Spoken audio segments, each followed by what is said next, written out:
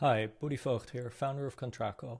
Let's talk about how notifications work, which are critical for managing your contracts, since you want to make sure you never miss an important end date, renewal date, or other important contractual obligation.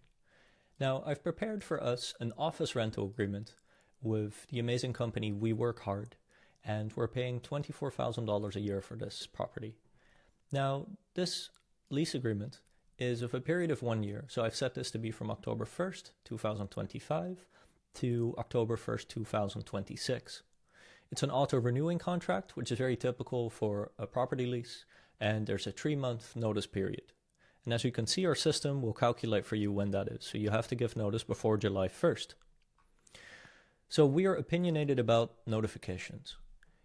When a contract is not open-ended, but it has an end date, and it's auto-renewing, it will almost always have a termination notice.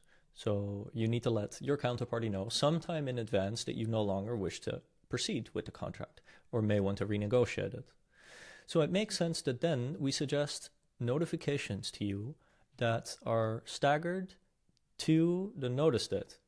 So instead of saying, okay, well, hey, we're going to notify you a month before the end date, it makes much more sense to notify you before the notice date, because if the notice date expires, you will automatically be committed to another term of the contract, even though the end date hasn't yet passed. So by default, we set up 3 default notifications for you, which are staggered in distance. The first is going to be 3 months before the notice date. The second one is going to be 1 month before the notice date. And the final one is going to be 1 week before the notice date. We call these relative notifications. You can change the anchor to be the renewal date instead of the notice date, should you want to. Like you could set one, like if you feel like you want to do a Hail Mary. Although many people, of course, will hold you to the termination date, which you'll have missed in that case. And you can add any new notification as you'd like this. You can add a message. This is going to appear in the notification email that you get. It could be a reminder about a particular thing to do. Like in this case, we could say, talk to realtor about options on the market. And we may want to set this 1 day before the notice date. And we're going to save this.